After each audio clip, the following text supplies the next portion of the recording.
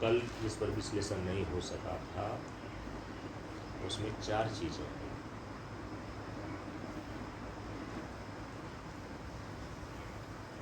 कल की कक्षा का विश्लेषण नहीं हो सका था। एक आया श्रद्धा,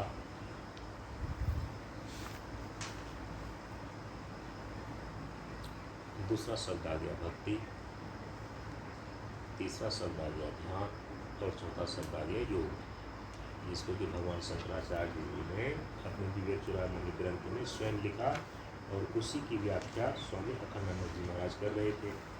और उन्होंने जो व्याख्या किया है उसकी व्याख्या, क्योंकि अपने स्वतंत्र ढंग से इस ग्रंथ को कितना समझेगा, कुछ नहीं समझेगा।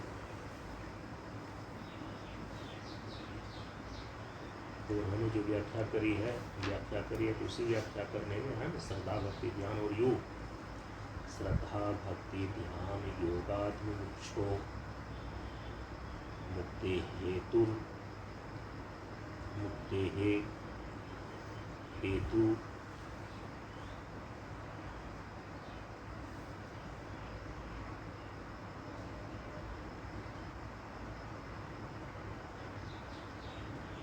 साक्षात। श्रद्धा भक्ति ध्यान योगात्मुक्षो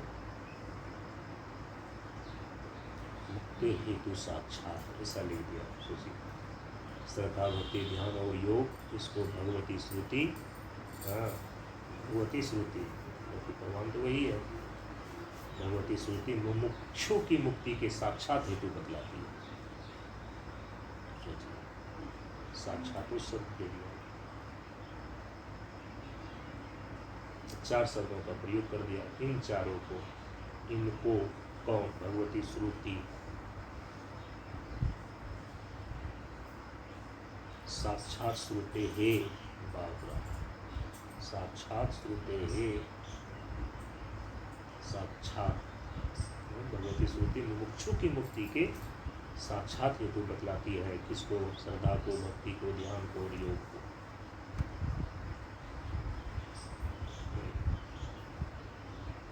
विवेक चूड़ामणि ग्रंथ ही एक ऐसा है कि सारे वेदांतों के सिद्धांत का इसमें संक्षेप से निरूपण कर दिया गया है। और इसकी संगति लगाना ना, मतलब और ग्रंथों का संगति लगाना बड़ी आसान है।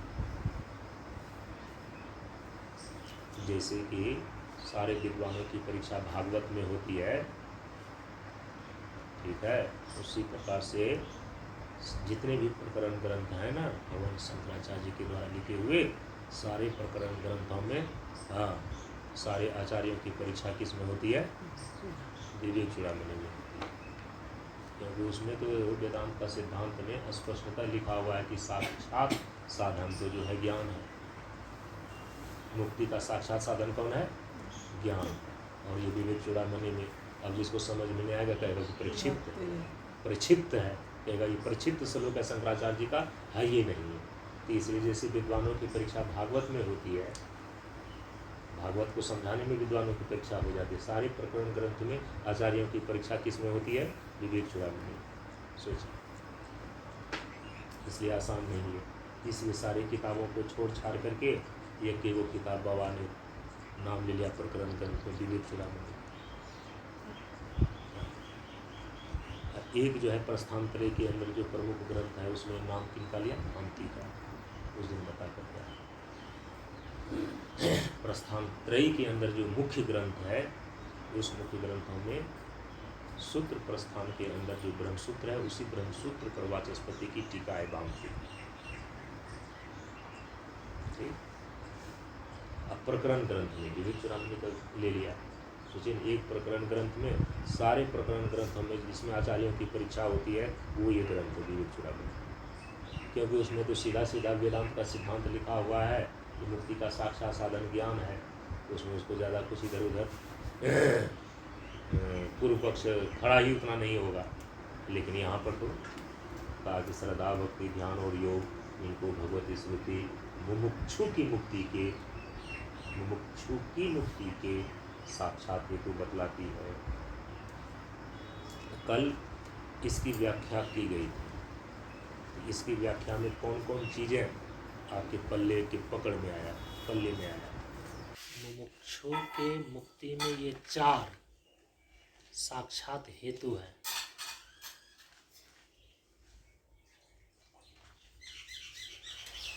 हेतु का मतलब होता है कारण।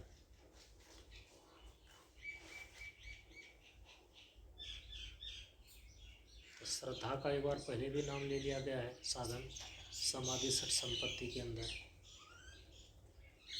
भक्ति गरीयसी कह करके पहले भी जो है कि एक बार उसका नाम ले लिया गया है। अब दो चीज़ यहाँ पर उसके साथ साथ और ध्यान और योग को अब लाया गया है। तो सब जगह उधर श्रुति सिद्धांत है कि मुक्ति का साक्षात साधन तो ज्ञान है। अब यहाँ पर साक्षात साधन शब्द का प्रयोग नहीं करके हेतु बतला रहे हैं। साधन नहीं कह करके क्या कह रहे हैं, ये चारों जो हैं मुमुक्षु के मुक्ति में साक्षात हेतु है, ऐसा बोल रहा है ना। या तो हेतु और साधन इस दोनों को अलग अर्थ में समझना होगा। ये कह रहे हैं कि ये चारों हेतु हैं किसके, मुक्ति में। साक्षात हेतु है मुक्ति में, ये चार चीज़ें साक्षात हेतु है। ज्ञान को माना गया साक्षात साधन मुक्ति का। तो हेतु और साधन इस दोनों को अलग अर्थ में लेना होगा।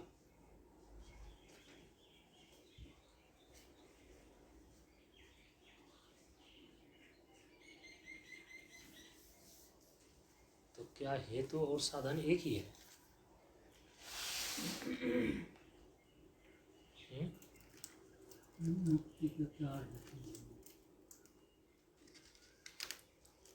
हेतु माने कारण, हेतु माने कारण हो गया। तो क्या कारण और साधन एक है क्या?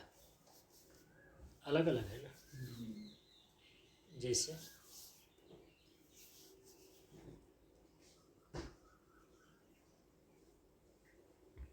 यात्रा का कारण कोई और चीज हो सकता है, लेकिन यात्रा का साधन बन सकता है ट्रेन, बस इत्यादि। लेकिन यात्रा का जो हेतु हो, जो कारण हो, तो अलग चीज है।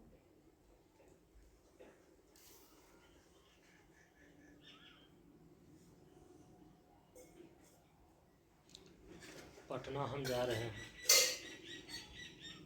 पटना जा रहे हैं तो पटना जाने का कारण क्या है और पटना जाने का साधन क्या है? दो चीज हो गया ना। कारण उद्देश्य हो गया और साधन माध्यम हो गया। तो यहाँ शब्द का प्रयोग क्या जा रहा है? हेतु। मुमुक्षु के मुक्ति में ये चार साक्षात हेतु है। एक ये हो गया। और जहाँ पर कहा गया है कि मुक्ति का साक्षात साधन है कौन? ज्ञान। तो दोनों दो चीज हो गई ना, दोनों दो चीज हो गई।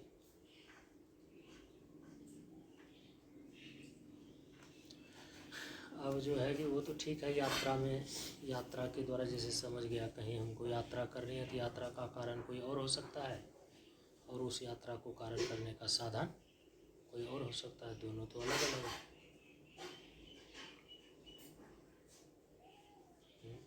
तो उस कारण को क्या बोल सकते हैं आप?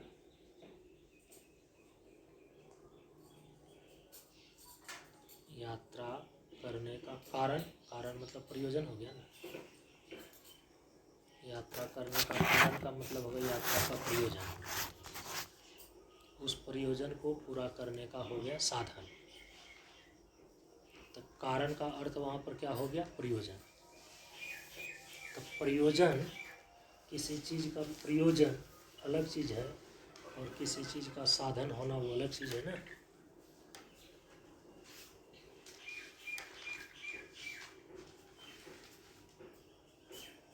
ये हो गया। अब उसमें से यदि बैठाते हैं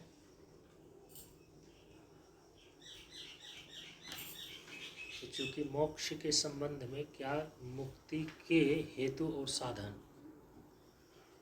इसको समझना है। मुक्ति का हेतु और मुक्ति का साधन।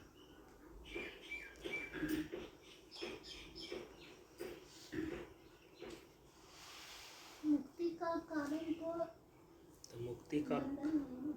तो मुक्ति का कारण और मुक्ति का साधन। तो मुक्ति का हेतु या उस हेतु का अर्थ यदि प्रयोजन लेते हैं तो मुक्ति का प्रयोजन क्या है? बंधन से मुक्त। मुक्ति का अर्थ बतला रहे हैं आप, मुक्ति का प्रयोजन कहाँ बतला रहे हैं? हम क्यों मुक्त होना चाहते हैं? आप मुक्ति का तो अर्थ बतला रहे हैं छूटना। शाश्वत सुख पाने के लिए। मुक्ति क्यों? आखिर मुक्ति का जो उल्टा शब्द है बंधन, बंधन क्यों नहीं? बंधन में किस चीज़ की प्राप्ति हो रही है? सहज स्वभाव सच्चिदानंद। बंधन, चूंकि बंधन से हमें दुख की अनुभूति होती है, इसीलिए हम बंधन नहीं चाहते हैं। मुक्ति का क्या मतलब हो गया? दुख की निवृत्ति। और दुख की निवृत्ति का मतलब क्या हो गया? दुख की निवृत्ति ही मात्र क्या? परमानंद की समुपलब्धि। ये ना हुआ। तो मुक्ति का प्रयोजन क्या हो गया? मुक्ति का प्रयोजन हो गया दुख निवृत्ति। मुक्ति का प्रयोजन ये हो गया दुख निवृत्ति और परमानंद की समुपलब्धि। मुक्ति का ये प्रयोजन है। मुक्ति क्यों चाहते हैं? मुक्ति इसीलिए कि बंधन में हमें पराधीन सुख सपने होना ही। मुक्ति का प्रयोजन है परमानंद की समुपलब्धि। और नास्तिक दर्शन होगा तो वो मुक्ति और निर्वाण का प्रयोजन कहेगा केवल दुख की निवृत्ति। तो परमानंद की समुपलब्धि ही मुक्ति का प्रयोजन हो गया। ठीक, दुख की निवृत्ति और परमानंद की समुपलब्धि। तो मुक्ति का प्रयोजन हो गया। फिर मुक्ति का साधन, किसके द्वारा दुख की निवृत्ति और परमानंद की समुपलब्धि हो सकेगी?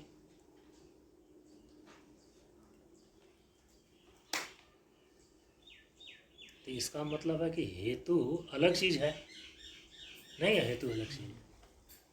हेतु मतलब क्या हो गया? प्रयोजन। प्रयोजन मतलब उद्देश्य। मुक्ति का उद्देश्य क्या है?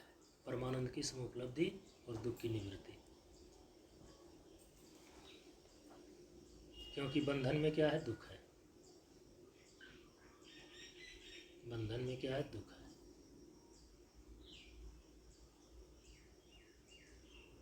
तो मुक्ति, तो दुख से छूटने का नाम तो मुक्ति है। तो दुख की निवृत्ति और परमानंद की समुपलब्धि। तो मुक्ति और मोक्ष का प्रयोजन ही है परमानंद की समुपलब्धि। दुख की निवृत्ति पूर्वक दुख की निवृत्ति और परमानंद की समुपलब्धि, ये हो गया मुक्ति का प्रयोजन।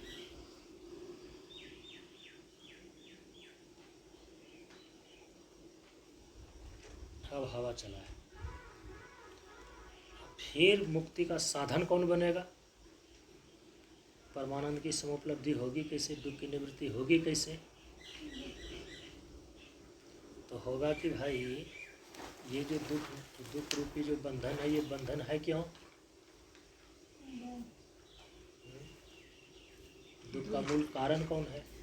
अज्ञान। दुख का मूल कारण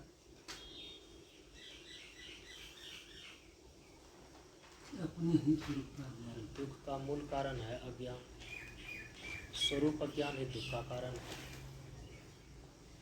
तो मुक्ति का प्रयोजन यदि दुख निवृत्ति और परमानंद की समुपलब्धि है, तो इस मुक्ति का साधन, मुख्य साधन कौन बनेगा? चूँकि दुख है अज्ञान के कारण से, बंधन है अज्ञान के कारण से, इसकी निवृत्ति होगी ज्ञान से। तो स्वरूप ज्ञान ही मुक्ति का साक्षात साधन बनाया नहीं बना? चूँकि मोक्ष का जो कारण है, मोक्ष का जो प्रयोजन है, तो मोक्ष का प्रयोजन तो दुख निवृत्ति और परमानंद की समुपलब्धि है। दुख की प्राप्ति बंधन के कारण से होता है, बंधन अज्ञान के कारण से है।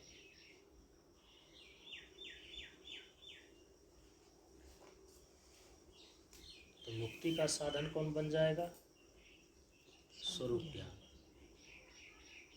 स्वरूप ज्ञान ही मुक्ति का साधन बनेगा, साक्षात साधन हो गया वो।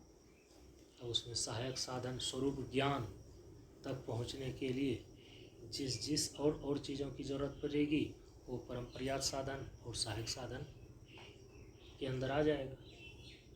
लेकिन यदि स्वरूप अज्ञान के कारण से बंधन है, उसी के कारण से दुख हो रहा है, तो मुक्ति का प्रयोजन तो दुख निवृत्ति पूर्वक परमानंद की समुपलब्धि है। तो यह तो एकमात्र स्वरूप ज्ञान से ही संभव हो सकता है और किसी भी दिशा नहीं हो सकता। तो स्वरूप ज्ञान ही एकमात्र साधन हुआ मुक्ति का। तो इसीलिए रीते ज्ञानात् न मुक्ति, ज्ञानात् एक तो कैवल्यम, ये सिद्धांत बना। श्रुति ने सिद्धांत स्थापित किया। यह सिद्धांत जब स्थिर हो गया कि मुक्ति का साक्षात साधन चूँकि स्वरूप ज्ञान ही है, सहायक साधन अन्य अन्य हो सकते हैं, तो साधन के रूप में ही है। अब यहाँ पर विवेक चूड़ामणि में अब यहाँ प्रसंग क्या आया हुआ है? विवेक चूड़ामणि प्रसंग आया हुआ है कि मुमुक्षु के मुक्ति में ये 4 चीज़ें साक्षात हेतु है।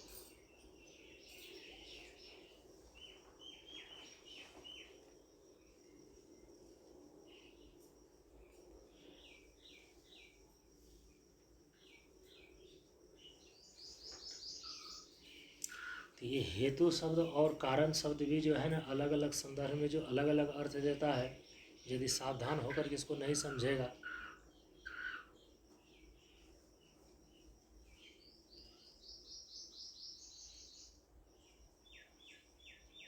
क्योंकि हेतु माने कारण होता है, और कारण और हेतु ये 2 शब्द जो है कि अलग अलग संदर्भ में अलग अलग अर्थों में प्रयुक्त होता है। कहीं कारण का अर्थ प्रयोजन हो जाता है और कहीं कारण का अर्थ क्या हो जाता है?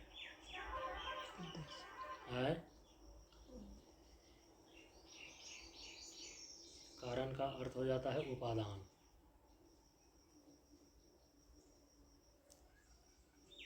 मिट्टी कारण है घट रूपी कार्य का, तो मिट्टी रूपी उपादान से ही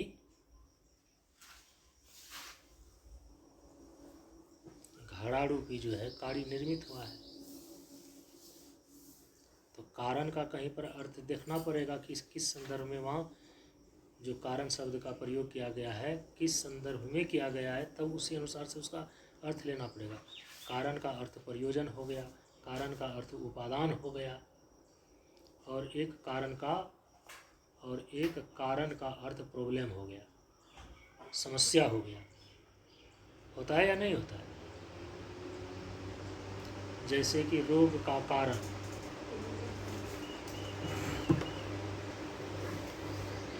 दुख का कारण,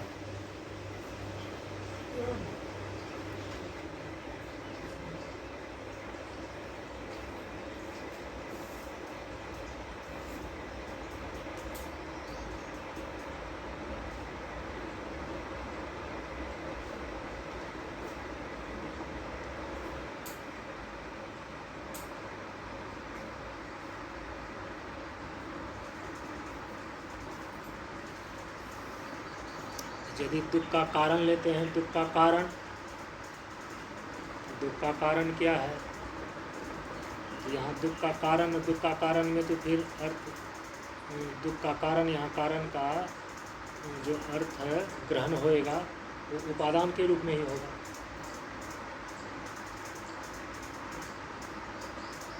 दुख का कारण क्या है? दुख यदि होता है, दुख नामक वस्तु यदि निर्मित होती है, उसका उपादान, उसका मटेरियल क्या है? अज्ञान।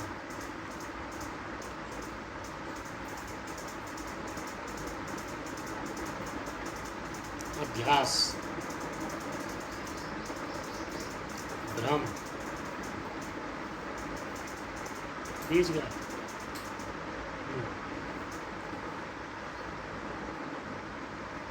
इसको भी थोड़ा कम कीजिए।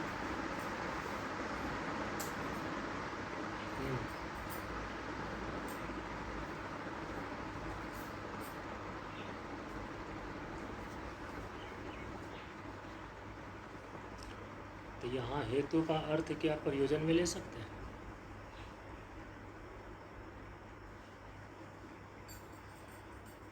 मुक्ति के, मुमुक्षु के मुक्ति में ये चार चीज़ें साक्षात हेतु है, ऐसा यदि लिखा जा रहा है तो यहाँ हेतु का अर्थ क्या प्रयोजन लेंगे, क्या उद्देश्य लेंगे?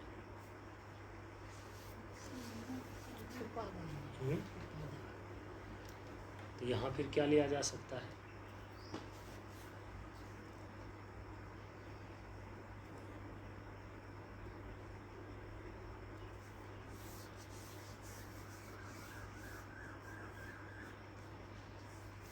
क्या उपादान के अर्थ में लिया जा सकता है? मुक्ति का उपादान मुक्ति।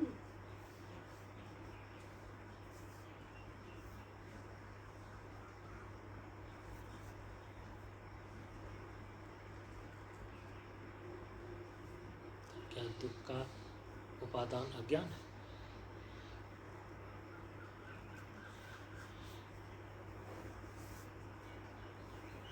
अज्ञान के कारण ही तो दुख है। अज्ञान के कारण ही तो दुख है। उपादान नहीं। और मोक्ष ज्ञान के कारण से।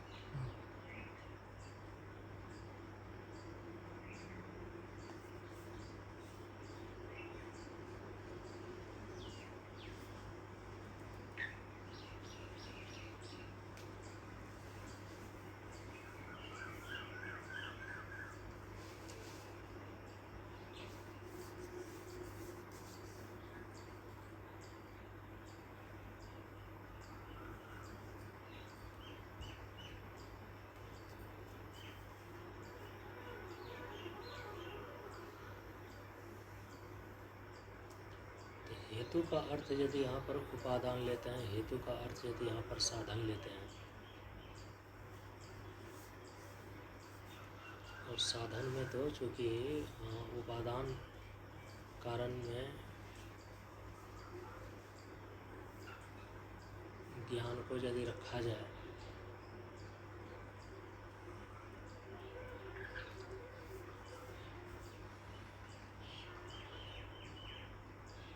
तो यदि उपादान कारण मोक्ष का ज्ञान बनेगा, ज्ञान तत्व बनेगा कि ज्ञान की वृत्ति बनेगी? उपादान कारण ज्ञान की वृत्ति। तो ज्ञान की वृत्ति बनेगी ना, तब ज्ञान तत्व तो नहीं बनेगा।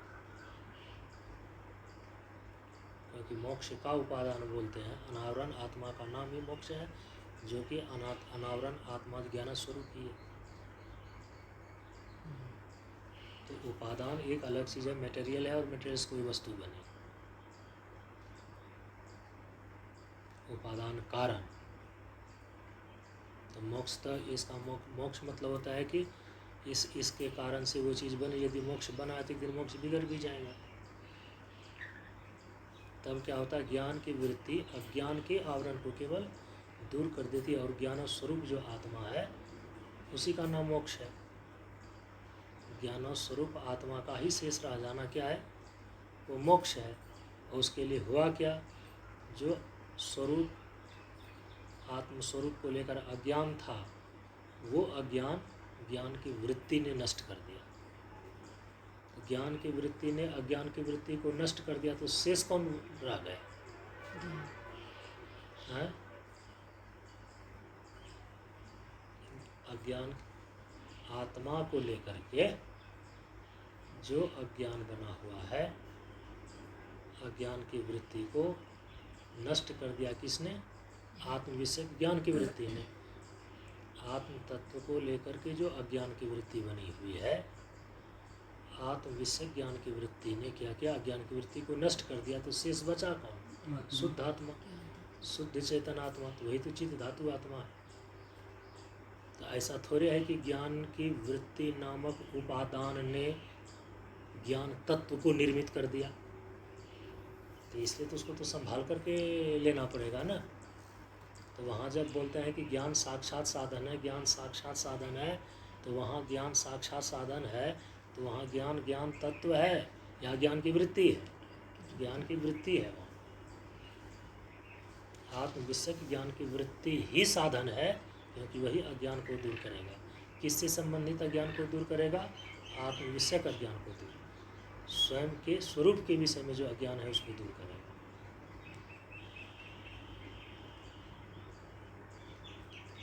तो उस ज्ञान की वृत्ति को बनने में, यदि ज्ञान की वृत्ति ही उपादान कारण है, किसका? ज्ञान की वृत्ति उपादान कारण है किसका? मोक्ष का, है ना, मोक्ष का। तो उस ज्ञान की वृत्ति को बनने में, क्योंकि कारण बोल रहे हैं ना, तो कारण में उपादान को ले रहे हैं, ठीक है। ज्ञान की वृत्ति को बनने में क्या ये चारों चीज़ें सहायक नहीं हो सकती? कौन चीज़? श्रद्धा है, भक्ति है, ध्यान है और योग है।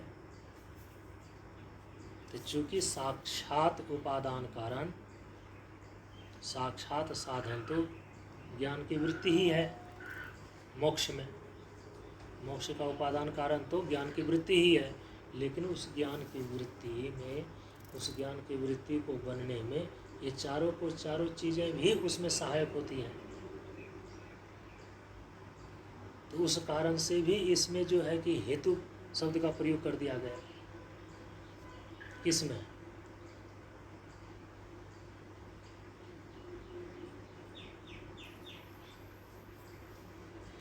अरे भाई, जो ये नहीं था,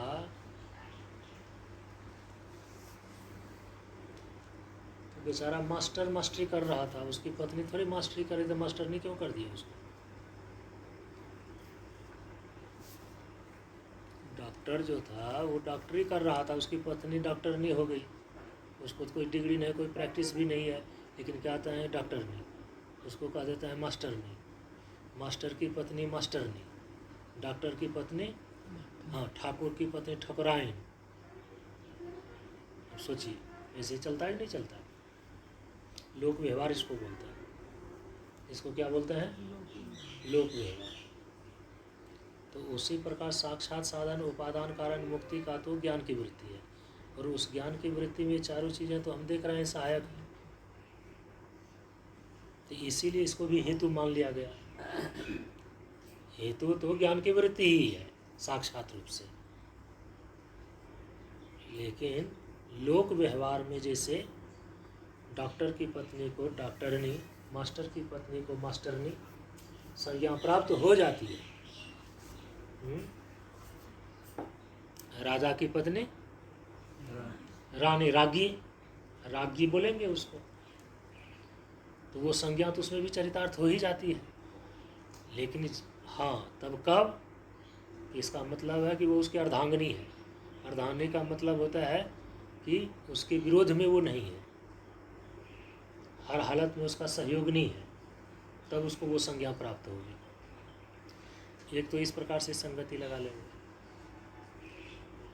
ये यद्यपि सिद्धांत यही है कि साक्षात साधन, साक्षात हेतु तो ज्ञान की वृत्ति ही है मोक्ष में, लेकिन यहाँ परंपरागत साधन नहीं कह करके, थोड़ा कि आचार्य को मालूम नहीं होगा, इन सारी चीज़ों को सहायक साधन नहीं कह कर, परंपरागत साधन नहीं कह करके यहाँ भी उन्होंने हेतु शब्द का ही प्रयोग, साक्षात हेतु शब्द का ही प्रयोग कर गया। लेकिन ये किसके ब्याज से कहा है? ज्ञान की वृत्ति को बनाने में, चूंकि ये साक्षात हेतु बनती है। कौन? श्रद्धावान लभ्यते ज्ञानम।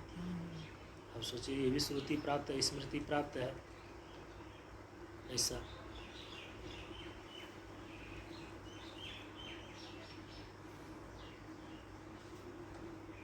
ज्ञान की वृत्ति को बनाने में साक्षात हेतु होने के कारण इन चारों को भी मुक्ति का साक्षात हेतु कह दिया गया है।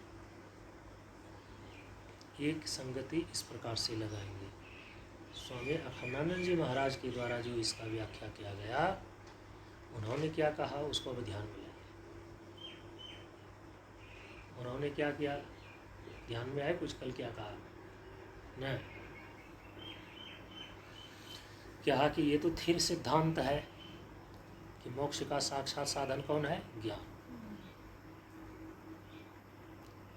भक्ति, उपासना, ये सब क्या है, परंपरागत साधन है।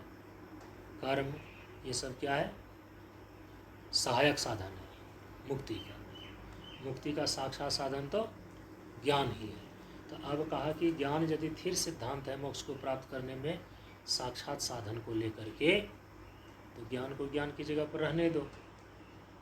अब इसीलिए वेदांत की परंपरा में दो स्थिति बनाई गई। अब उसको ध्यान में रखिएगा तो हर जगह संगति लग जाएगी और यह दिख जाएगी कि हमारे मान्य आचार्यों ने इन्हीं शब्दों का प्रयोग किस उद्देश्य से किया है। क्या कि ज्ञान साक्षात साधन, इसी से मुक्ति होगा। तो एक है ज्ञानोत्तर अवस्था और एक है ज्ञान की पूर्व की अवस्था। ज्ञान हो गया, स्वरूप ज्ञान हो गया, तो एक है ज्ञानोत्तर अवस्था,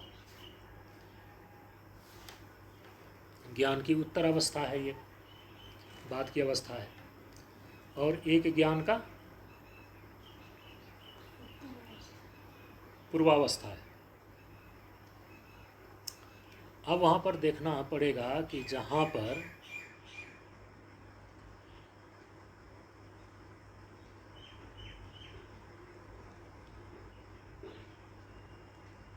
श्रद्धा का, भक्ति का, ध्यान का और योग का वर्णन किया गया है, तो वहाँ पर श्रद्धा, भक्ति, ज्ञान, योग और ध्यान और योग, ये सारे के सारे चीज़ जो है ज्ञान की पूर्वावस्था के संदर्भ में प्रयुक्त है या ज्ञान के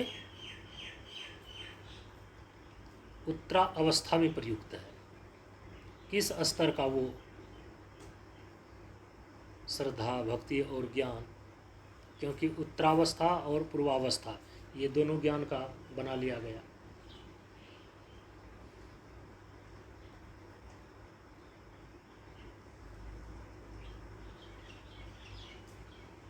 उत्तरावस्था और पूर्वावस्था मतलब कि तत्व ज्ञान हो जाने के पूर्व श्रद्धा का स्वरूप क्या है, भक्ति का स्वरूप क्या है, तत्व ज्ञान होने के पूर्व ध्यान का स्वरूप क्या है और योग का स्वरूप क्या है, और तत्व ज्ञान हो जाने के बाद फिर श्रद्धा की स्थिति कैसी रहेगी, भक्ति की स्थिति कैसी रहेगी उनकी, ध्यान की स्थिति उनकी कैसी होगी, और फिर उनमें योग का क्या अर्थ घटित होगा। इस प्रकार से इसकी संगति लगाई गई है।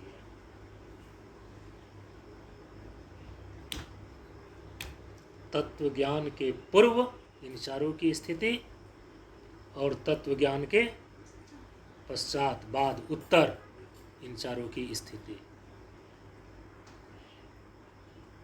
तो कल क्या बतला दिया गया,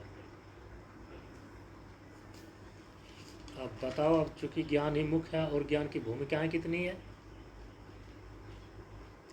यदि ज्ञान ही मुख्य है, साक्षात साधन है मुक्ति का, तो ज्ञान तो स्थिर सिद्धांत हो गया, तो ज्ञान की भूमिकाएं कितनी हैं। ज्ञान जो पूर्ण होता है, जिसको तत्व ज्ञान की पूर्णता बोलते हैं, वो कितनी भूमिकाओं में जाकर पूर्ण होती है। ज्ञान की कितनी भूमिकाएं, सप्त भूमिकाएं हैं ना, 7 भूमिकाओं में जाकर तब कहीं जाकर तत्व ज्ञान पूर्ण होता है। तो पहला क्या है, शुभेच्छा, दूसरा क्या है, विचारणा, तीसरा क्या है, तनुमानसा, चौथा क्या है, सत्वापत्ति, हाँ, इसके बाद 5वां क्या है, असंग शक्ति, छठा क्या है, पदार्था भावना, और 7वां क्या है, तुरीय का। तो कल महाराज जी ने क्या बतलाया, चतुर्थ जो है बीच में, उसको बीच में मान लो। और चतुर्थ ज्ञान के 7 भूमिकाओं में चतुर्थ भूमिका क्या है? गिनने, सत्वापत्ति। सत्वापत्ति का मतलब क्या होता है? अब भूमिका में जब सत्वापत्ति की स्थिति ही मालूम नहीं है तो फिर कैसे संगति लगाओ? तत्व का साक्षात्कार। सत्य,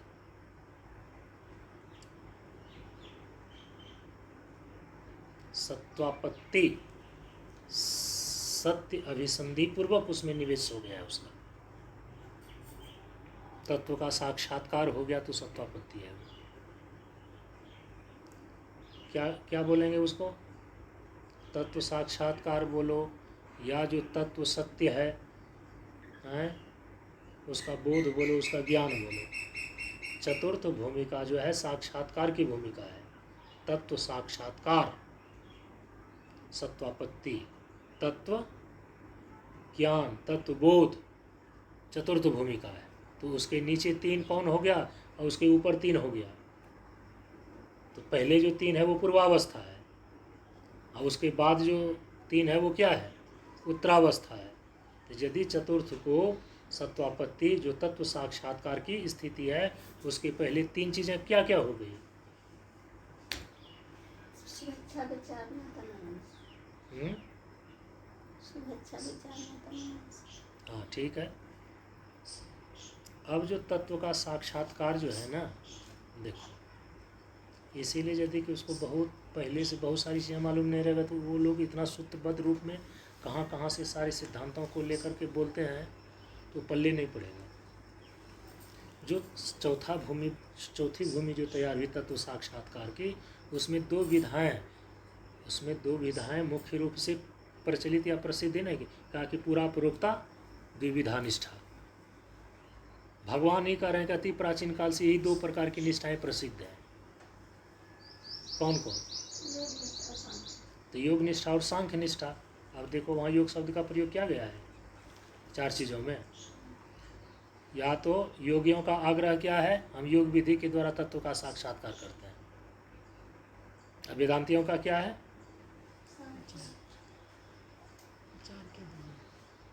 किसके द्वारा वो तत्व का साक्षात्कार करते हैं या तत्व का बोध करते हैं?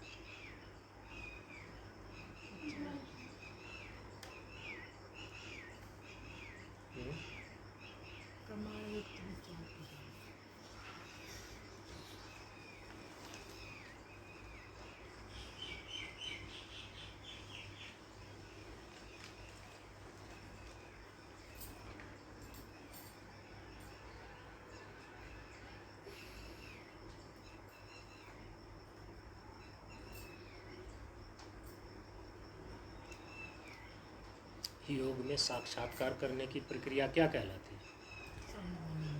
प्रक्रिया का नाम क्या है? योग में साक्षात्कार करने की प्रक्रिया का नाम क्या है? ध्यान। उस तत्व का साक्षात्कार करने की प्रक्रिया का वेदांत में क्या है? वो इसलिए तो 2 दिन क्लास के पहले वो अंतर बता करके आए, उतना मेहनत करके कितना बता दिया कि ध्यान में और निधि ध्यासन में अंतर क्या है। तो गुम मिल लाद देता है, एक औरती भीतर से आता ही नहीं तुम लोगों।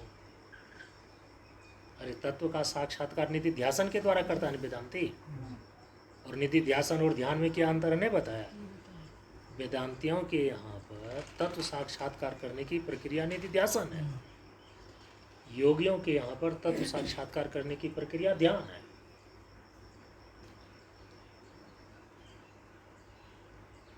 Meditation is only one way to find the truth, योग कहेगा। अब ध्यान और निधि ध्यासन में अंतर क्या है, ये पहले ही साफ करके आया या नहीं है? वृत्ति का निरोध पूर्वक ध्यान में क्या होता है?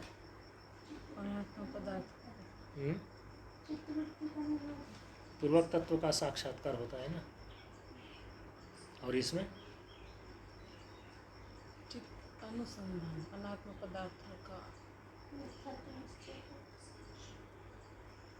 अनात्म पदार्थों का मिथ्यात्व निश्चय पूर्वक आत्मानुसंधान आत्मानुसंधान होता है नित्य ध्यासन में। और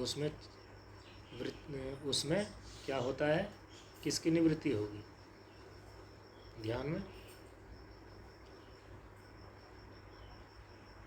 अनात्म पदार्थों से निवृत्ति होती है, मिथ्यात्व का निश्चय नहीं होता है।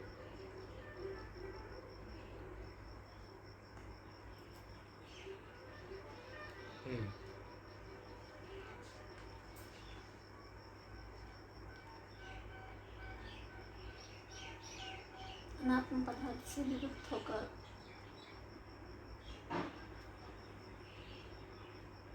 और वहाँ कैसे विविक्त वो होगा बेचारा कैसे? अनात्म पदार्थों से विविक्त कैसे होगा? आत्मा को छोड़कर अन्य जो है सब अनात्म है, उससे बेचारा कैसे विविक्त होगा? उसके पास विविक्त होने का तरीका क्या है? क्योंकि मिथ्यात्व निश्चित वो करेगा नहीं, वृत्ति निरोध करेगा। उनके यहाँ पर विविक्त होने का केवल एक ही तरीका है, और है कि चित्तवृत्ति का निरोध कर लो, तो उससे विविक्त हो जाओगे और स्वरूप में अवस्थिति हो जाओ। ये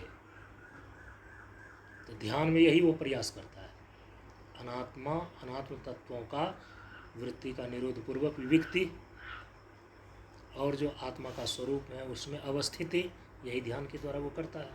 अवस्थिति होगी तो समाधि हो गई। ये विचार इधर वेदांत प्रक्रिया क्या करता है निधि ध्यासन में? समस्त अनात्म पदार्थों का मिथ्यात्व निश्चय पूर्वक जो आत्मा है स्वरूप अनुसंधान करता है। तो तत्व साक्षात्कार चतुर्थ भूमिका है।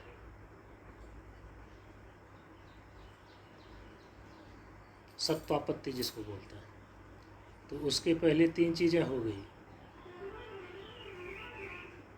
तो कहा कि वो साधन रूप है।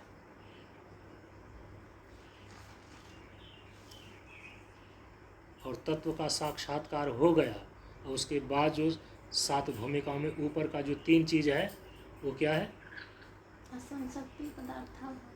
हाँ, वो सिद्धि रूप है। इधर वो साधन रूप, वो हो गया सिद्धि रूप। तत्व साक्षात्कार का साधन विचारना, शुभेच्छा, विचारना और तनुमनसा, ये साधन रूप हो गया तत्व साक्षात्कार का। तो प्रथम 3 भूमिका तो साधन रूप है, चतुर्थ भूमिका तो तत्व का साक्षात्कार है। तत्व का साक्षात्कार हो गया, अब ऊपर की जो 3 भूमिका ज्ञान की है, ये क्या है? असंशक्ति, पदार्थाभावना और तुर्यगा। ये तो सिद्धि है, यही सिद्ध अवस्था है, ये फल है, ये परिणाम है तत्व ज्ञान का। ये तो तत्व ज्ञान का परिणाम है, तत्व ज्ञान की सिद्धि है। ये तत्व ज्ञान हो गया तो उसमें ये 3 सिद्धियां दिखाई पड़नी चाहिए। कौन कौन? असंशक्ति का तत्व ज्ञान हो गया, असंशक्ति भी नहीं है। पदार्थाभाव ना दिखना चाहिए और तुर्य का दिखना चाहिए। ये तत्व ज्ञान, यदि तत्व ज्ञान तत्व का साक्षात्कार हो गया है तो वेदांत कहता है कि ये 3 चीज़ें उसमें दिखनी चाहिए। असंशक्ति दिखनी चाहिए, पदार्थाभावना दिखना चाहिए, और वो अब ये तीनों चीज़ों को लेकर के अब देखिए यहाँ पर क्या क्या। तो इसका मतलब है कि तत्व साक्षात्कार माने तत्व ज्ञान। वो ज़्यादा तत्व साक्षात्कार बोलता है, ये तत्व ज्ञान बोलता है। तत्व साक्षात्कार कौन बोलता है? योग। आई वेदांत तत्व ज्ञान और तत्वबोध बोलेगा। तो इसका मतलब है कि ज्ञान का पूर्व अवस्था और ज्ञान का उत्तर अवस्था हो गई, तो ज्ञान की पूर्व अवस्था 3 हो गई,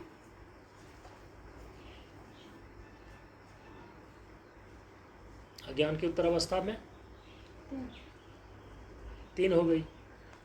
तत्व साक्षात्कार के पूर्व, तत्व ज्ञान के पूर्व, चतुर्थ भूमिका की पूर्व 3 चीजें, तत्व ज्ञान, तत्व साक्षात्कार, या कहें कि चतुर्थ भूमिका के बाद की 3 चीजें।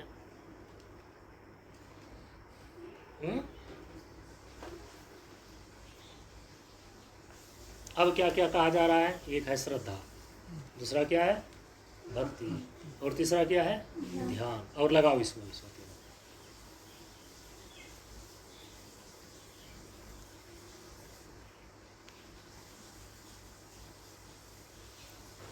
तो जो तुम्हारा शुभेच्छा है, तुम्हारा जो विचारना है, और तुम्हारा जो तनुमनसा है, कौन चीज़ें किस में जाकर के बैठेगी?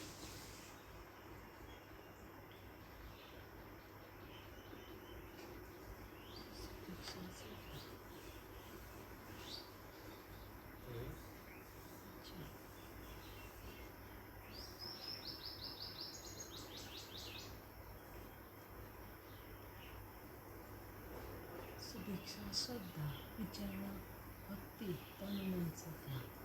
हम्म? सुभिक्षा श्रद्धा विचारणा भक्ति और तन मन से ध्यान।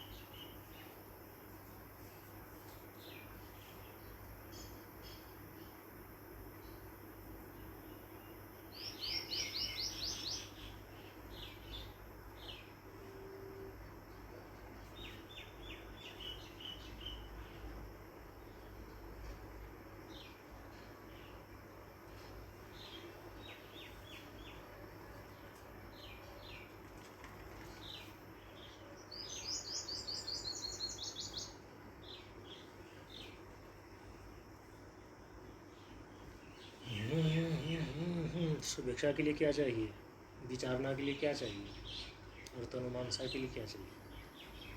पहले पता तो चले शुभेच्छा किसको बोलते हैं। ज्ञान की प्रथम भूमिका जो शुभेच्छा है, किसको बोलते हैं शुभेच्छा? क्या होता है शुभेच्छा? जो शुभ शुभ चीज़ें हैं, पापड़ी कचौड़ी राबड़ी सबको खाते रहो, क्योंकि सुंदर सुंदर चीज़ है। क्या है? सुंदर सुंदर का पापड़ हो, इसी से भी इच्छा रखना शुभेच्छा है। तब शुभेच्छा के प्रथम जो भूमिका में शुभेच्छा है, शुभेच्छा बोलते हैं किसको? तो विचारना किसको बोलते हैं?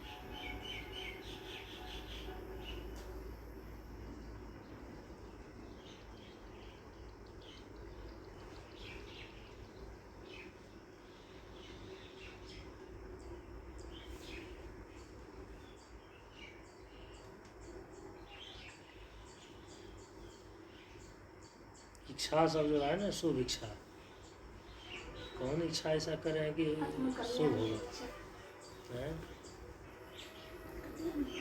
अरे वेदांत में साधन चतुष्टय के अंदर जिसको मुमुक्षा कहा गया है ना, वही यहाँ शुभेच्छा है। मुमुक्षा के अलावा किसी को शुभेच्छा नहीं कहा सकता, सब अशुभ हो जाएगा। शोभन परिस्थिति की इच्छा करोगे तो शुभ माना जाएगा क्या? क्योंकि उसमें शब्द शुभ है लिखा हुआ ना। यहाँ मूत्रार्थ फल भोग विराग, तो वैराग्य हो गया। मुमुक्षा जो है वही मुमुक्षा ही तो सबसे पहले यहाँ शुभेच्छा बनेगा। तो तब वो करेगा कि भाई तो मोक्ष प्राप्ति कैसे होगा? तत्व ज्ञान से। क्या वो तत्व जो है कालगर्भित और कालाधीन कार्यकोटि का पदार्थ जानने से ही होगा कि कालातीत तत्व को जानने से होगा?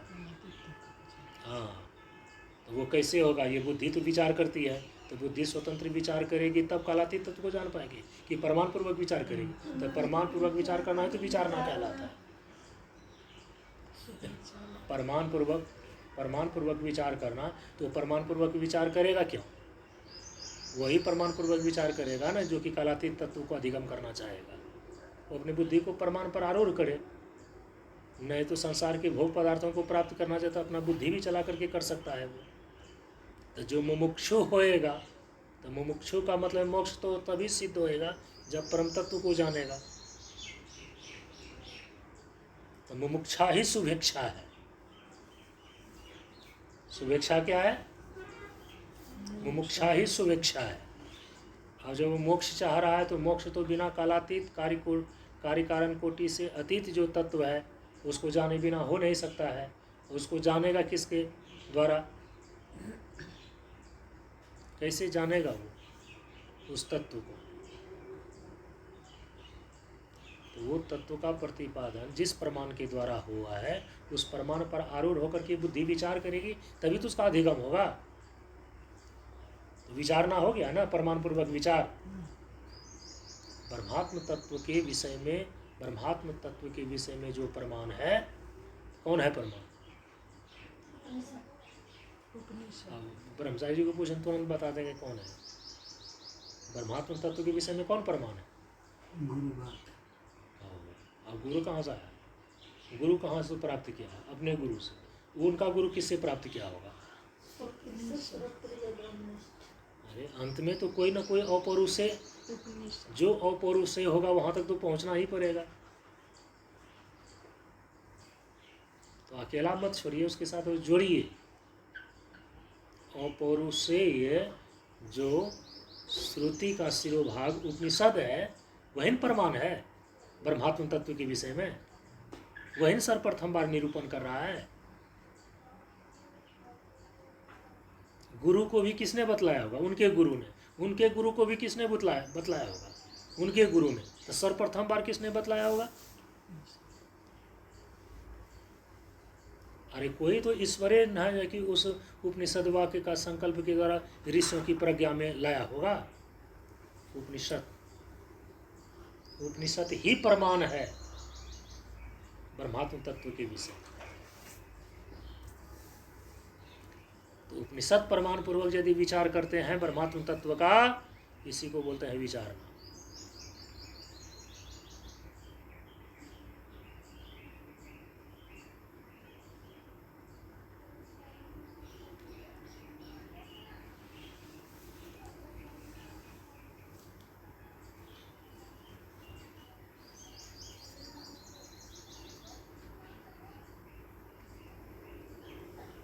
तो ध्यान जो है उसमें, तो वो ध्यान वेदांत में क्या हो जाता है? निधिध्यासन न हो जाता है। ध्यान तो निधिध्यासन हो जाता है वेदांत में। योग में ध्यान, इधर भी निधिध्यासन हो जाता है। तो निधिध्यासन के द्वारा ही तो क्या आएगा? निधिध्यासन के द्वारा क्या होगा?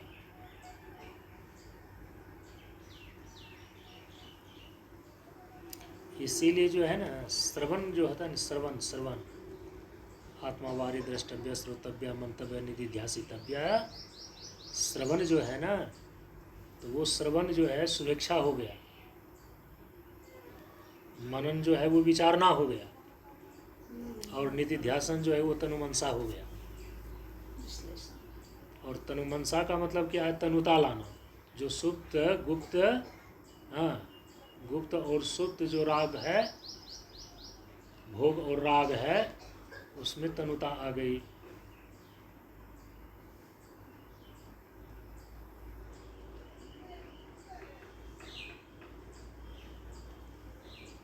और फिर धीरे धीरे धीरे धीरे वो छीन होकर के जितना ही भोग गुप्त कलमस्ता है, जब वो धीरे धीरे छीन हो जाएगा, तत्व जस का तस है, चित्त का दोष कलमस्ता सब खत्म हो गया। तो जैसा तत्व है जस का तस वो दिखने लगेगा। वो तत्व साक्षात्कार हो गया, तत्व बोध हो गया। उसको हम बोलते हैं सत्वापत्ति। जो असत्य वस्तुओं में अभिनिवेश होने की, वो हर एक चीज़ को जब तक उसको खोद करके परत दर परत यदि स्पष्ट नहीं होएगा ना, तो वेदांत जो है कि एक दुलूह अथी है, नहीं उसकी संगति लगा पाएंगे। और तनुता का तनु है,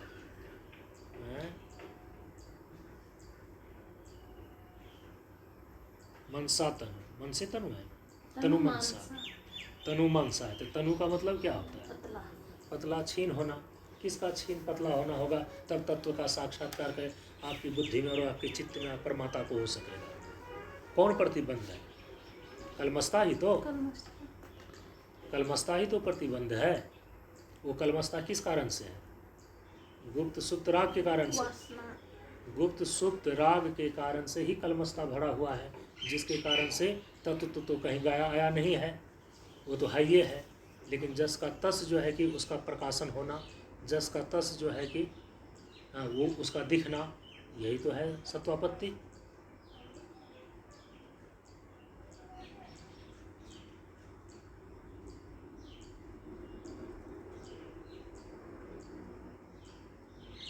गुप्त और सुप्त जो राग है, और गुप्त और सुप्त जो राग है उसकी कलमस्ता जो है वो जो बनी हुई है, क्यों बनी हुई है?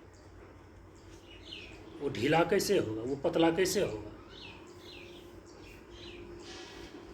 बोलो। लो तो कितना बार इस पर बताते बताते मन थक गया है। विचार करना। साल में 2-4 बार तो बताइए देते हैं, और जब तक वो विचार के चिंतन में नहीं आएगा तो नहीं ना होगा रटने से। सत्य भूमिका जब जब होता है तो वेदांत ने सीधा सीधे से कह दिया है, और ये बात और दूसरा कोई नहीं कहता है, सबका अलग अलग रास्ता है। इसका कहना है कि जब तक तुम्हारा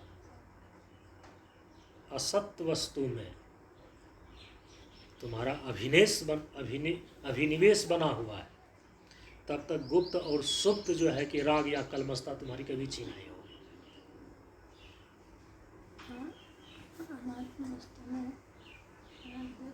सत अभिसंधि तुम्हारी बनी हुई, सत्या मतलब कि असत्व, सत्वापत्ति का मतलब होता है सत्य में अभिनिवेश हो जाना, और अभी तुम्हारा अभिनिवेश बना हुआ कहाँ पर है? असत वस्तु में। और असत वस्तु में तुम जगत को सत्य मान रहे हो, और जगत में जब तक सत बुद्धि बना हुआ है अरे असत में सत बुद्धि बना हुआ है ना तुम्हारा, तो असत में जब तक सत बुद्धि बना हुआ रहेगा तो कभी गुप्त और सुप्त राग और कलमस्ता पतली नहीं होगी, छीन नहीं होगी। बारंबार विचार करोगे संसार के मिथ्यात्व का। तो अब देख लो इसका जो अब कहेंगे कि बाब कभी सत्वापत्ति कहते हैं कि निधि ध्यासन ही जो है कि सत्व का साक्षात करने का साधन है, ध्यान जो है कि योग का है, या आप कह रहे हैं कि तनु मनसा निधि ध्यासन है। अरे निधि ध्यासन में 2 चीज़ें होती है, निधि ध्यासन में 2 चीज़ें हो रही है। क्या क्या चीज़ें हो रही है? एक तो स्वरूपानुसंधान हो रहा है, स्वरूप के अनुरूप अनुसंधान, उसकी अनुभूति करने की प्रक्रिया हो रही है, और दूसरा है कि संसार का मिथ्यात्व। तो संसार का मिथ्यात्व निश्चय पूर्वक जो भाग है वो तनुमानसा का काम करेगा, और आत्मा का जो स्वरूपानुसंधान है वो सत्वापत्ति लाएगा।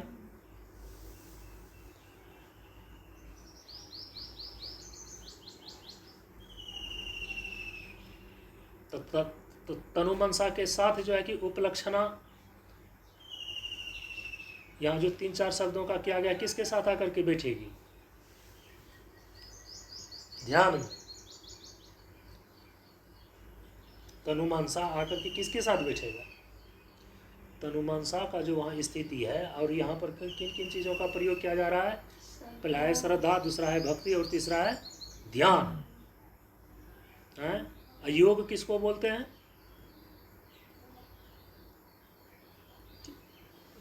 और वहाँ तो योगो शब्द लिखा हुआ है, योग बोलेंगे किसको?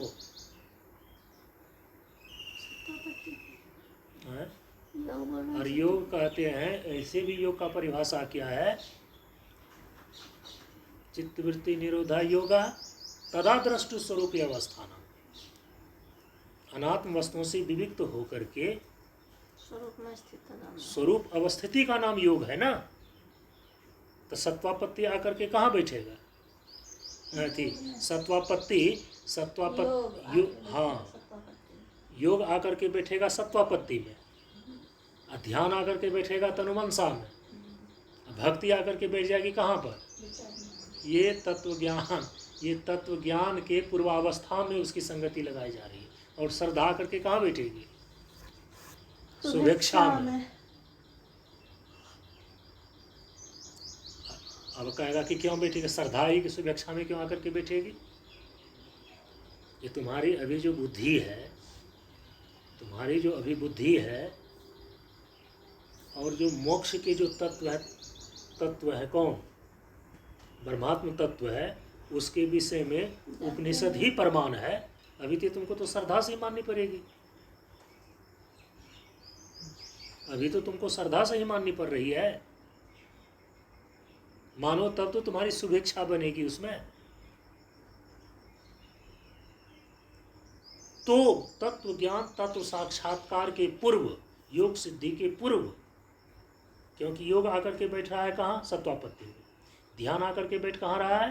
तनुमनसा में। और भक्ति आकर के कहाँ बैठ रही है? विचारणा में। और फिर शुभेच्छा श्रद्धा आकर के बैठ रही है कहाँ पर? शुभेच्छा में। तो अब कहा कि तत्व साक्षात्कार या तत्व ज्ञान के पूर्व जो अवस्था है, पूर्व जो अवस्था है,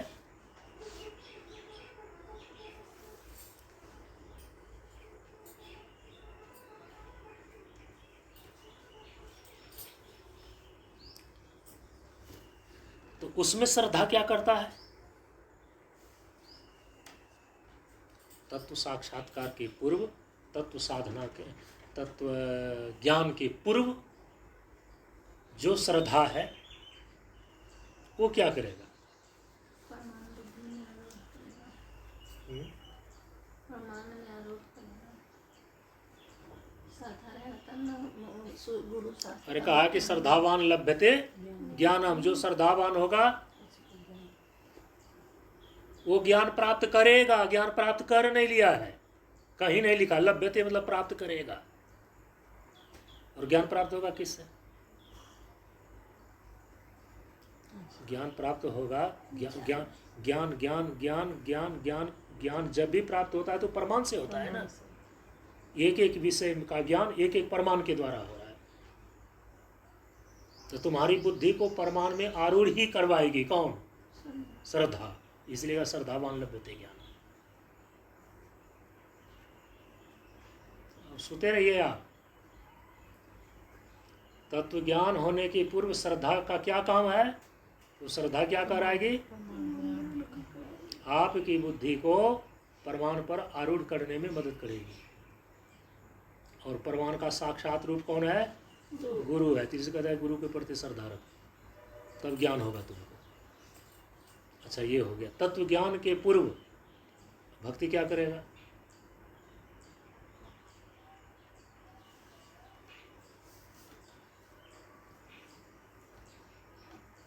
तो बैठाना है ना। तत्व ज्ञान के पूर्व ज्ञान ज्ञान तत्व ज्ञान तत्व साक्षात्कार के पूर्व जो भक्ति है उसकी क्या भूमिका है? श्रद्धा की भूमिका तो निश्चित हो गई कि जो प्रमाण है जिससे हमको ज्ञान होना है उस पर आरूढ़ होने में हमारी बुद्धि को मदद करेगी, नहीं तो इसे तर्क वितर्क करते रह जाएगा। असंशक्ति दिलाएगी भक्ति। वाह वाह, देखो न कहाँ से चला गया। संशक्ति यहाँ है। हम पूर्वावस्था की बात कर रहे हैं, उत्तरावस्था की बात कर रहा है। भक्ति के द्वारा ज्ञान तत्व ज्ञान होने के पूर्व, तत्व साक्षात्कार होने के पूर्व जो भक्ति है वो क्या भूमिका निभाएगी? वो क्या मदद करेगी हमको तत्व ज्ञान प्राप्त करने में, तत्व का साक्षात्कार करने में? भक्ति होगा पहले हाँ, वृत्ति ठीक है। आरूढ़ हो गया प्रमाण पर श्रद्धा के बल से। तो उसका तो अपना काम खत्म हो गया। हाँ, तो फिर श्रद्धा हुआ गुरु के प्रति, तो भक्ति करेंगे ना गुरु को। तो क्या करेगा भक्ति? तो वो क्या भक्ति की रोल क्या है उसका?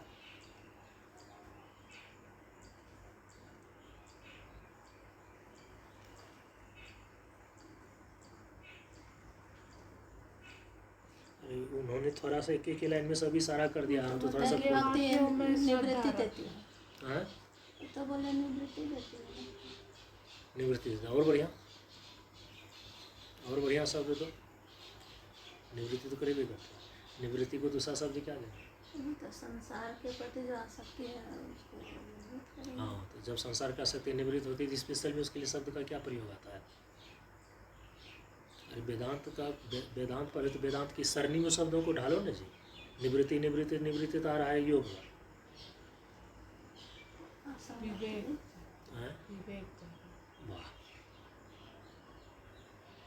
वो तो जब श्रद्धा करेंगे ना, जब प्रमाण पर आरूढ़ होने लगेगा तो विवेक चलने लगेगा आपका। इसकी भूमिका स्पेशल बताइए भक्ति का।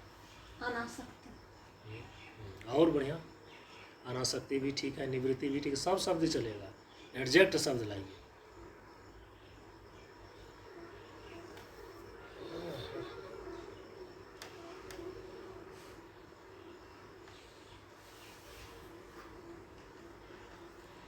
संसार के मिथ्यात्व। ठीक है। संसार मिथ्यात्व का। है। हाँ, ठीक। भक्ति बेचारी क्या करेगी? तत्व ज्ञान को प्राप्त करने के लिए उसकी पूर्व भूमिका में ये संसार की विरक्ति। हाँ, अब आया विरक्ति। उसमें से मथेने लगा रहा था, वो विरक्ति लाएगी, उसको वैराग्य बोलते हैं। भक्ति की भूमिका है विरक्ति की, तत्व ज्ञान के पूर्व रोल है उनका। भक्ति भी नहीं और विरक्ति भी हो जाए, जब तक गुरु ईश्वर के चरणों में भक्ति नहीं होगी तब तक संसार के विषयों से विरक्ति नहीं होगी, वो माथा पटक करके रह जाएगा। क्योंकि जो चित्त जो था ना, अंतरित में चित्त बेचारी जो थी ना, वो संसार के विषयों में रम रही थी, आसक्त थी, और वहाँ से हट करके गुरु के चरणों में लग गई है, ईश्वर के चिंतन में लग गई है, तब विरक्ति आई है उससे। कोई भी कहे कि नहीं हम गुरु का चरण नहीं देंगे और ईश्वर का चिंतन नहीं देंगे, दो चीज़ नहीं देंगे। क्या नहीं देंगे? अरे गुरु का चरण नहीं देंगे, गुरु का चरण नहीं देंगे। अरे भक्ति वही लोग, भक्ति के लिए गुरु का चरण नहीं देंगे तुमको, और ईश्वर का चिंतन नहीं देंगे, ईश्वर की पूजा आराधना नहीं देंगे, और कहेंगे संसार से विरक्त होकर के हमको दिखाओ। उसका एक ही उपाय है, उसका भी बताया उपाय है। बोले उससे विरक्ति तुम्हारी कब होगी जानते हो? जब तुम सो जाओगे तब। और ऐसे कृत्रिम जो है सुसुप्ति लानी पड़ेगी ड्रग्स के द्वारा, नशा के द्वारा, उतने समय तक लिए विरक्त रहोगे, तुम मूर्छित रहोगे। सचेतन तुम जो है कि विरक्त तो हो ही नहीं सकते हो यदि ये दो चीज़ों का आश्रय न लो तो। ईश्वर के स्वरूप का चिंतन, पूजा, आराधन, जैसे उनसे भक्ति का मतलब होता है श्रवणम, कीर्तनम, पाद सेवनम, जो नवधा भक्ति में बताया गया है।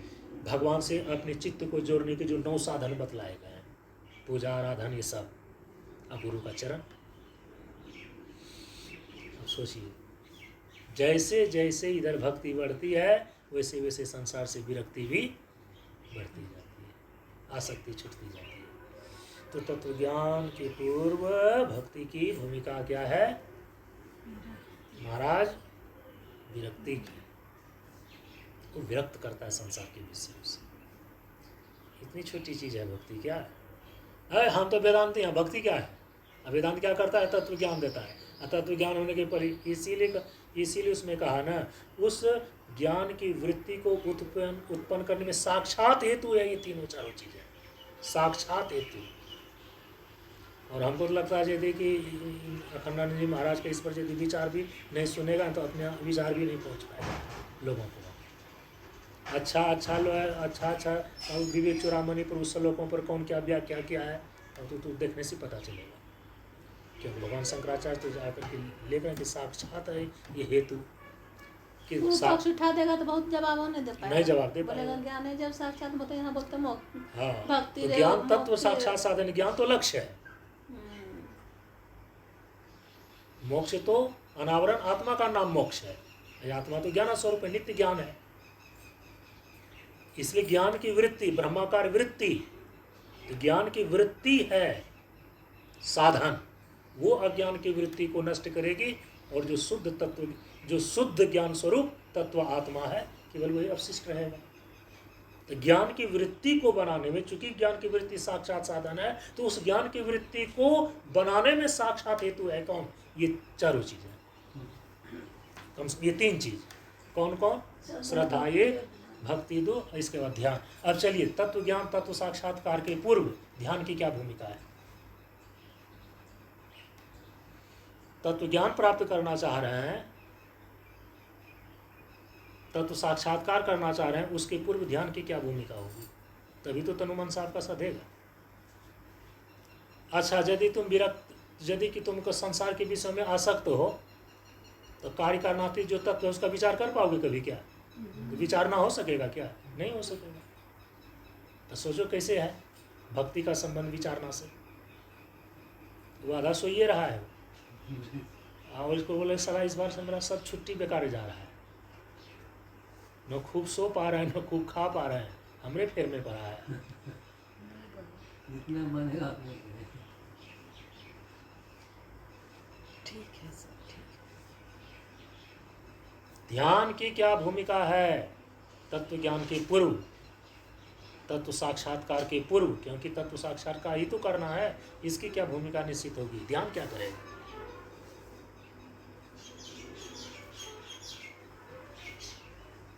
अच्छा इतना यदि कि जीरा नहीं करेंगे बोले हुए पर तो ऐसे ही निकलते चला जाएगा ना जी। आएगा क्या वो? नहीं आएगा। एक तो अखंडानंद जी महाराज यदि कि विवेक चूड़ामणि के उन शब्दों को वो नहीं बताएंगे तो और कुछ समझ में नहीं आएगा। अब उनका बोला हुआ शब्द को हम समझा रहे हैं। अब आपको पता चल रहा है कि यदि हम न समझाएं तो उनका बात नहीं समझ में आएगा। इसी को बोलते हैं गुरु शिष्य परंपरा ना।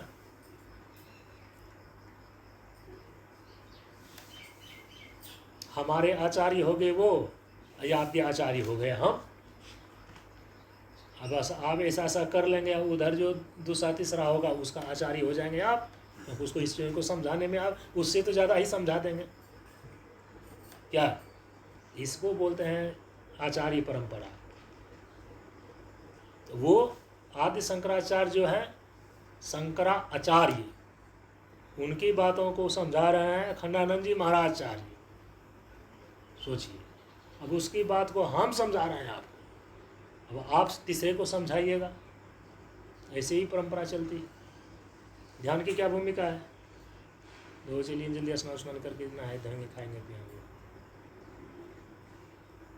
धड़ाधड़ निकाले देंगे तो आप लोग ना तो अकेले एकांत में जाकर के दिमाग नहीं लगाता है, नहीं लगाता है, और साथ में बैठ करके भी दिमाग नहीं लगाता है। तो वेदांत पढ़ाई इसलिए तो फुरफुरा कर थोड़ा थोड़ा निकलता है, हमको धड़धड़ा करके निकले। तो वही बोले हमको तो आशा है कि फुरफुरा करके निकले, धड़धड़ा करके थोड़ा थोड़ा निकलता है। नहीं जी, उसका अभ्यास का चीज़ है, उसको हमेशा लाते रहेगा तो ताज़ा बना रहता है। पड़ा हुआ है एकदम, हाँ पड़ा हुआ है एकदम साफ खजाना में, उसको खोल करके देखना भी नहीं है।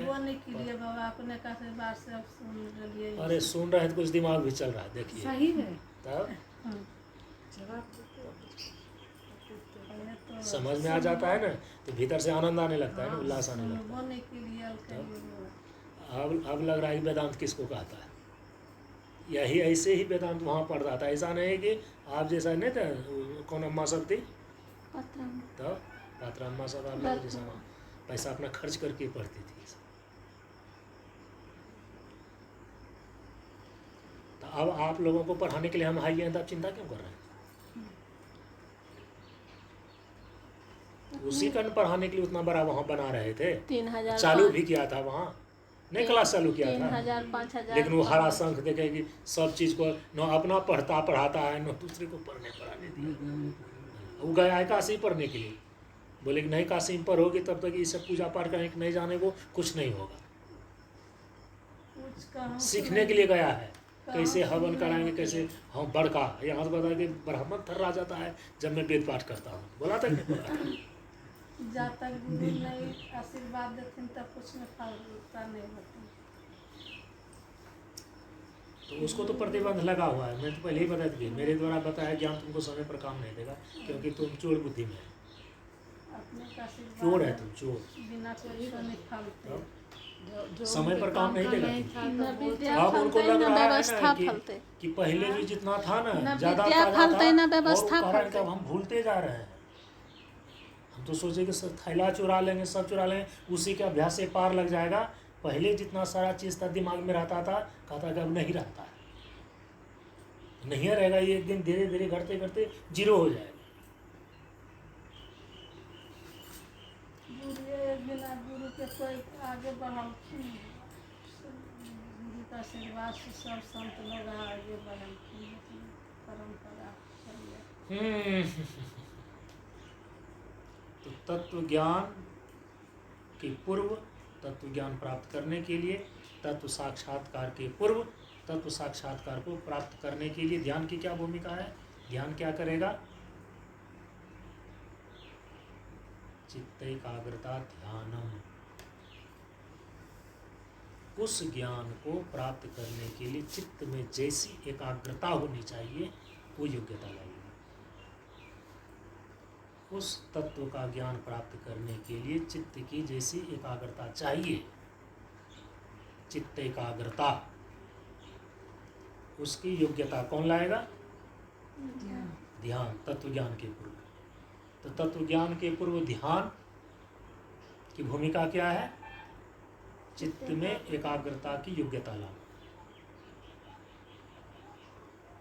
ज्ञान को प्राप्त करने के लिए चित्त में जिस प्रकार की एकाग्रता चाहिए वो बिना ध्यान के अभ्यास का नहीं है। तो यहाँ का था बस ऐसे ही काम बन जाएगा। ठीक है, तत्व का साक्षात्कार हो गया, तो तत्व का साक्षात्कार की स्थिति को योग सिद्ध स्थिति मानता योग, सत्वापत्ति हो गया वो। इसका निधिध्यासन सिद्ध हो गया, किसका?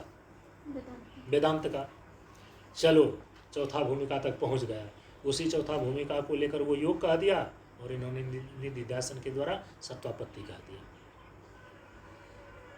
तो जब तत्व का साक्षात्कार हो गया, तत्व का ज्ञान हो गया, अब जो सत्य भूमिका में अंतिम जो चौथी भूमिका से ऊपर तीन चीज है वो तो करेंगे, वो तो सिद्ध है, वो तो तत्व ज्ञान की सिद्धि है, तत्व ज्ञान का वो परिणाम है, तत्व ज्ञान का जो है कि वो फल है। तीन चीज कौन कौन?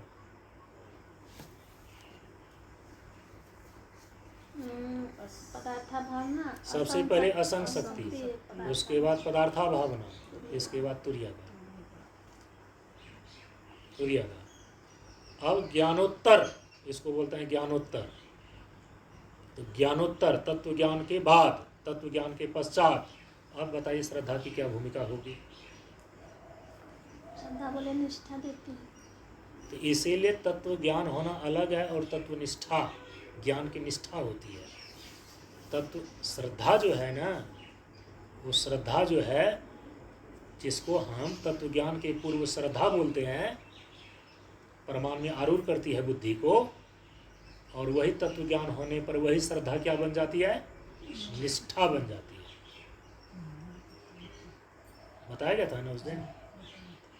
इसके बाद क्या है? और निष्ठा बनी। ठीक है, निष्ठा बन गई, श्रद्धा ने निष्ठा बनी। तत्व ज्ञान हो जाने के बाद वही श्रद्धा निष्ठा बन जाती है, निष्ठा का रूप ले लेती है, निष्ठा का रूप ले लेती है। अच्छा, ध्यान, भक्ति,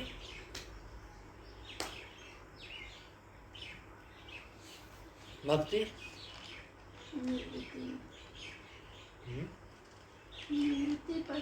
निवृत्ति तो पहले ही हो गया। निवृत्ति है जिसको कहा विरक्ति। तो उसके बाद क्या होगा? वो भक्ति तत्व ज्ञान होने के पश्चात क्या कर देती है?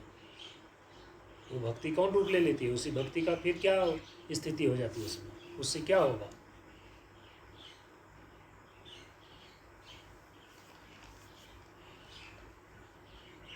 असंग शक्ति।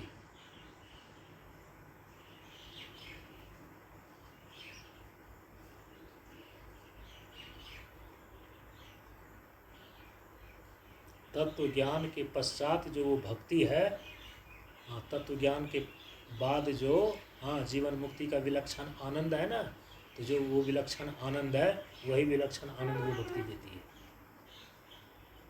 उसी को असंग शक्ति बोलते हैं। वो जीवन मुक्ति का विलक्षण आनंद बन जाता है, वही भक्ति, असंग शक्ति।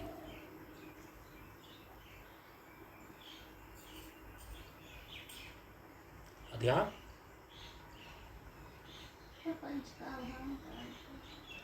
तो पदार्था भावना हो गया। तो ज्ञानोत्तर जो ध्यान है वो क्या करता है? प्रपंच का बाध कर देता है, प्रपंच का आभान करा देता है वो ध्यान। तुर्यागा, तुर्यागा क्या बोले? तुर्यागा क्या? अरे उसी को निष्ठा बोलते हैं। तो श्रद्धा ने क्या ले लिया? निष्ठा का रूप ले लिया। ध्यान ने क्या किया? प्रपंच का आभान करा दिया तत्व ज्ञान के बाद। और तत्व ज्ञान के पश्चात भक्ति क्या हुआ? असंग शक्ति माने जीवन मुक्ति का विलक्षण आनंद देने वाली हो गई। आनंद के रूप में उसकी स्थिति बन जाती है। भक्ति की स्थिति जीवन मुक्ति का विलक्षण आनंद रूप बन जाती है। असंग शक्ति मन में क्या हुआ? असंग शक्ति का मतलब है कि सोते जागते उठते बैठते अब कभी भी असत वस्तु में सत्य अभिनिवेश उसकी होगी ही नहीं। सदा सदा असंग है, हाँ, असंगता लाल जाती है, असंगता ला दी। तो पहले उन्हें विषयों से वैराग्य कराया, भक्ति विरक्त कराया, और सदा उनकी सिद्ध स्थिति हो गई।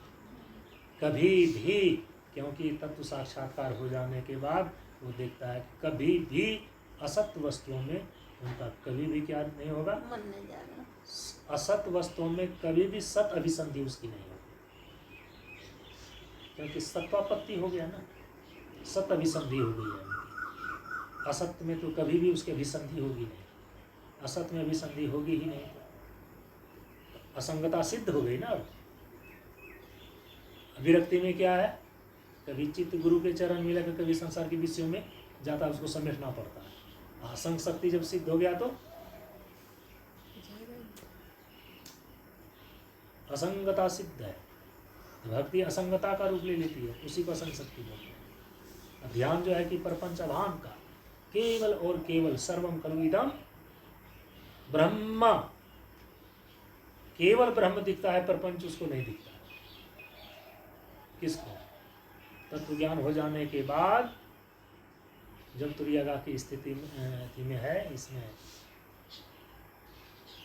जब ब्रह्म ध्यान है ना, ध्यान, हाँ, उस ध्यान में ऐसा नहीं कि ध्यान कोई अलग, ब्रह्म कोई अलग वस्तु है, मैं ध्याता होकर के ध्यान कर रहा हूँ।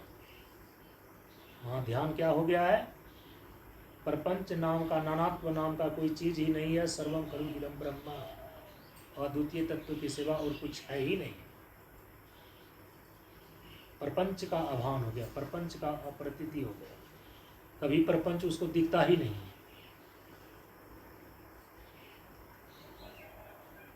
द्वैत प्रपंच नहीं है। जो श्रद्धा है वो क्या किया, निष्ठा का रूप धारण कर लिया, तुरियगा हो गया वो। तो श्रद्धा और तुरिया का दोनों एक हो गए। निष्ठा। तत्व ज्ञान के बाद, हाँ, तत्व ज्ञान के बाद उसने क्या किया, श्रद्धा ने किसका रूप ले लिया है, निष्ठा। वही श्रद्धा निष्ठा बन जाती है। ये तो तुरिया वही ब्रह्म निष्ठा का नाम तो तुरियगा है। तुरियगा का मतलब क्या होता है, उसी को तुरीय अवस्था कहता है। इसमें किसमें, योग में। अब वेदांत में उसको क्या कहा गया है, तुरिया का। तुरियगा। तुरियगा का मतलब होता है विशुद्ध ब्रह्म ही है केवल, उसकी निष्ठा अचल स्थिति, है। अचल स्थिति है। जो शुद्ध ब्रह्म है, निर्विकार ब्रह्म है, वही ही हो करके केवल अवशिष्ट है, इस प्रकार की निष्ठा। तो श्रद्धा निष्ठा का रूप ले लेती है, तो ब्रह्म निष्ठा हो गई। ये चारों चीज़ों की इसे संगति लगा दी गई। ठीक, अब चलिए।